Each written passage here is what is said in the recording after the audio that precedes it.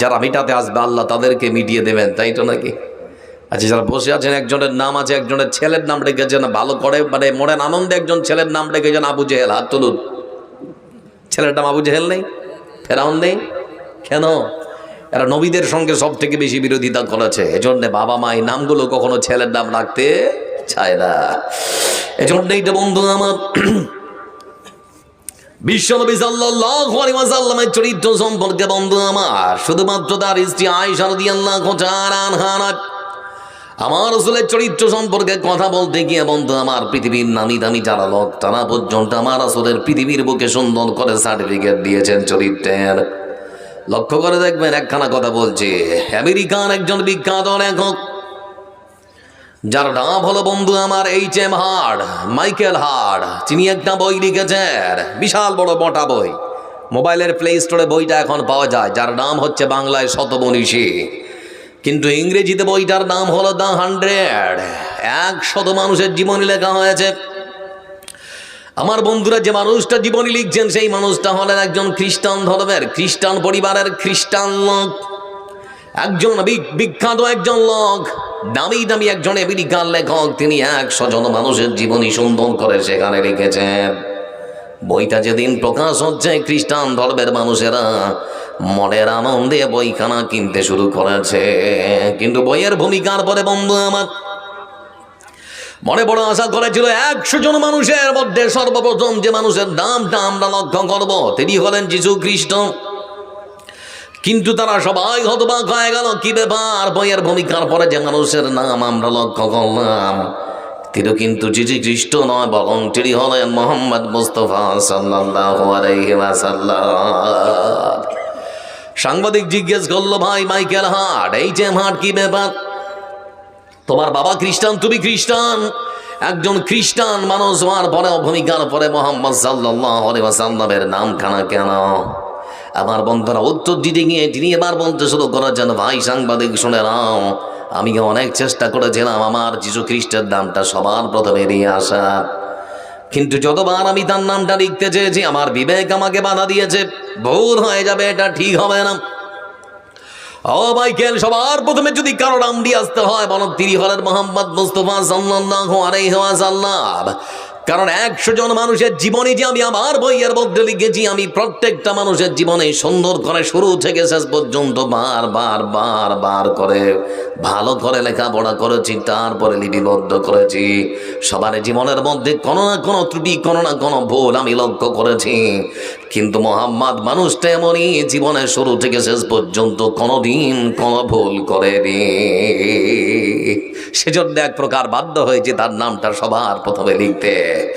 এজন্যই তো বিশ্বনবী সাল্লাল্লাহু আলাইহি ওয়াসাল্লাম সম্পর্কে আমার আল্লাহ রাব্বুল আলামিন কোরআন কারীমের মধ্যে বলেন, ওয়া মা আরসালনাকা ইল্লা রাহমাতাল লিল আলামিন। হে রাসূল, আমি আপনাকে সারা পৃথিবীর জন্য করুণা স্বরূপ, রহমত স্বরূপ প্রেরণ করেছি। সারা পৃথিবীর জন্য আপনি দয়ার সাগর, করুণার সাগর, রহমতের সাগর। এজন্য বিশ্বনেতা বিশ্বনবী মুহাম্মদ মুস্তাফা সাল্লাল্লাহু আলাইহি ওয়াসাল্লাম ভবানীপুর গ্রামের মুসলমানদেরকে সতর্ক করতে গিয়ে তিনি সুন্দর করে বলেছেন, ভবানীপুর গ্রামের মুসলমানেরা শুনে নাও, তোমাদের গ্রামে মুসলমানদের ঘর কিংবা সংখ্যায় যদি তোমরা বেশি হয়, অমুসলিমদের সংখ্যা যদি কম হয়, তাহলে পরে জেনে নাও তাদেরকে ধমকাবে না, চমকাবে না, গাল বন্ধ করবে না, মারতেও তোমরা পারবে না। পৃথিবীর বুকে তোমরা যদি তাদেরকে ধমকাও, চমকাও আর ধরে ধরে মানো, তাহলে পরে আমি বিশ্বনবী সাল্লাল্লাহু আলাইহি ওয়াসাল্লাম আল্লাহর আদালতে তাদের পক্ষে কথা বলবো, আর মুসলমান তোমাদের বিপক্ষে আল্লাহর কাছে অভিযোগ পেশ করো। এরকম বিরল নেতা পৃথিবীতে আছে? কথা বলেন, আছে কি? কখনো দেখতে পাবেন না। এজন্য বিশ্বনবী সাল্লাল্লাহু আলাইহি ওয়াসাল্লাম পৃথিবীর বুকে অমুসলিমদের কথা, অমুসলিমদের অধিকারের কথা সুন্দর করে বর্ণনা করেছেন। আপনি কাউকে আপনি নানান রকম আঘাত দিয়ে, হাত দিয়ে, মুখের ভাষা দিয়ে, কষ্ট দিয়ে আপনি কাউকে মারতে পারবেন না। ইসলাম এক উদার ধর্মনীতির শিক্ষা দিয়েছে।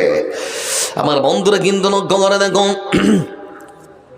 যে ভারতবর্ষকে বলা হয় ধর্মনিরপেক্ষ দেশ, সে স্বাধীন ভারতবর্ষের সংবিধানের 25 নম্বর ধারা আমি মুসলমান আমাকে শিক্ষা দিয়েছে ভারতবর্ষের মাটিতে আমার স্বাধীনতা রয়েছে আমার ধর্ম পালন করার। কিন্তু আমি মুসলমান 5 মিনিটের জন্য সুন্দর করে নামাজের সময় হলে রাস্তায় দাঁড়িয়ে যদি আমাদের নামাজে দাঁড়িয়ে যায়, আমাকে অমুসলিম হিন্দু যুবকেরা জয় শ্রীরাম ধ্বনি দিয়ে পর্যন্ত আঘাত দেয় না এরকম খবর আছে না? কিন্তু বলতে চাচ্ছি আমার হিন্দু ভাই, লক্ষ্য করে দেখো, তোমাদের পুজো মণ্ডপগুলো দুর্গা পূজা কালী পূজার সময় বিশাল বড় বড় মণ্ডপ তৈরি করো, 15 দিন 20 দিন ধরে তোমরা ডিজে বাজিয়ে উদযাপন করো, তোমাদের ধর্ম পালন করো।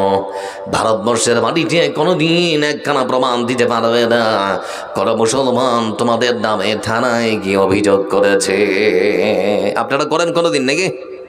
করেন না। ইসলাম এই শিক্ষা কখনো দিতে পারে না বন্ধু আমার।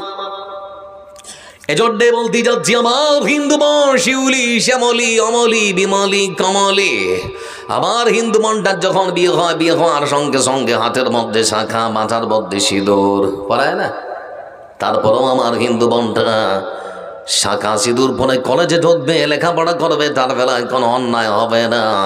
কিন্তু আমার মুসলমান বনটা যদি বরখা পরে সুন্দর করে তার সতীত্ব সম্ভ্রম রক্ষা করে, সুন্দর শালীর পোশাক পরে যদি সুন্দর একখানা বরখা পরে কলেজে যায়, তাকেও পর্যন্ত জয় শ্রীরাম দেখে ধ্বনি দেওয়া হয়। খবর আছে না নে? আমার বন্ধুরা কিন্তু মনে রাখবেন, আমি বিশ্বাস করি আমার যুবক ভাই দাঁড়িয়ে পেশাব করতে পারে, আমার যুবক ভাই নামাজ নাও পড়তে পারে, কিন্তু রাসূলকে তারা কখনো অপমান করবে না। রাসূলকে যদি কেউ অপমান করে, হাজারো যুবক ছেলে শরীরের তাজা রক্ত বিলিয়ে দেওয়ার জন্য প্রস্তুত আছে না রে? তাই তো লক্ষ্য করে দেখলাম কর্ণাটকের মাটিতে আমার একজন মুসলমান বোন, যার নাম হলো চাঁদিনী বিবি, বয়স 32 প্রায়। তিনি বন্ধু আমার পিউ কলেজের অধ্যাপিকা, একজন হাই এডুকেটেড শিক্ষিতা মহিলা, একজন অধ্যাপিকা। আমার বোন চাঁদনী বিবিকে লক্ষ্য করে দেখলাম 10টা 10:30টার সময় সুন্দর একখানা শালীন পোশাক পরে কর্ণাটকের পিউ কলেজের মধ্যে সুন্দর একখানা পোশাক পরে কলেজের মধ্যে প্রবেশ করেছে। অফিসে যেই ঢুকেছে, আমার বন্ধুর কলেজের যিনি অধ্যক্ষ, যিনি প্রিন্সিপাল, তিনি এবার দেখে বলেন, ও বোন চাঁদনী বিবি, তোমাকে এই পোশাক পরে খুলে আসতে হবে, এই পোশাক তোমার আজকের শেষ দিন। বলে কেন? বলে কর্ণাটকের মাটিতে আর কোনোদিন কোন মুসলমান মহিলা কিংবা মুসলমান মেয়ে শালীন পোশাক পরে শিক্ষাঙ্গনে তারা আর প্রবেশ করতে পারবে না। বলে আমার সংবিধান আমাকে স্বাধীনতা দিয়েছে, আমি কোন পোশাক পরবো, আপনি এটা আপনার কথা বলছেন কেন?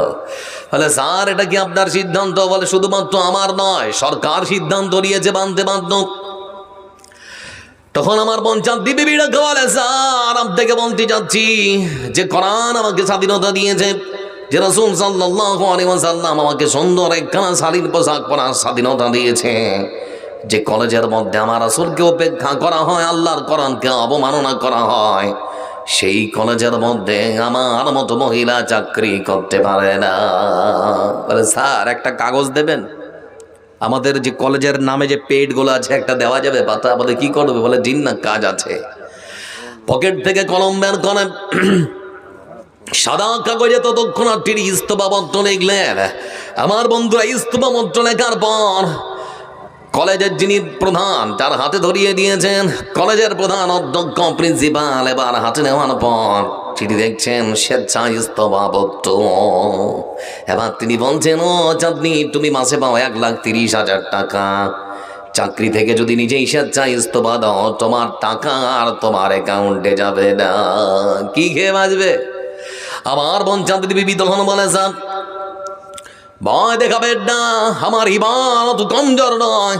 এই পৃথিবীর বুকে যে মহান সত্তা আল্লাহ রাব্বুল আলামিন শুয়োরকে আর কুকুরকে খাওয়াতে পারেন, যে আল্লাহ নিকৃষ্ট প্রাণীদের বুকে খাবার তুলে দিতে পারে, আমি সৃষ্টির সেরা জীব মানুষ, আমাকে আমার আল্লাহ কখনো না খাইয়ে মারবে না।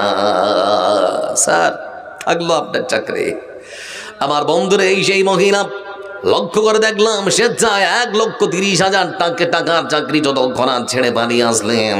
তিনি বললেন, যেখানে আমার স্বাধীনতা থাকতে পারে না, সেখানে আমার মতো চাঁদনী চাকরি করতে পারে না। বেরিয়ে আসলেন সেখান থেকে। এজন্যই তো বিশ্বনবী সাল্লাল্লাহু আলাইহি ওয়াসাল্লাম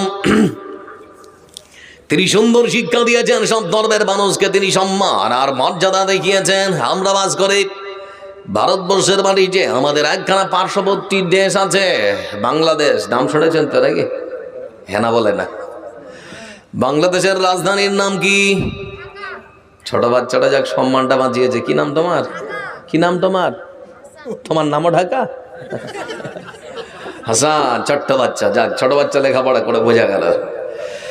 আমার বন্ধুরা, ঢাকার শহর, ঢাকার মতো একখানা জায়গায়, বাংলাদেশের রাজধানী ঢাকার মতো একখানা জায়গায় একখানা বিখ্যাত কলেজ, যে কলেজের নাম হলো, যে কলেজ মানে কি যেন, বেশ নামটা মনে আসছে না তো। ওই কলেজের একজন বিখ্যাত মহিলা, একজন হিন্দু মেয়ে, যার নাম বন্ধু আমার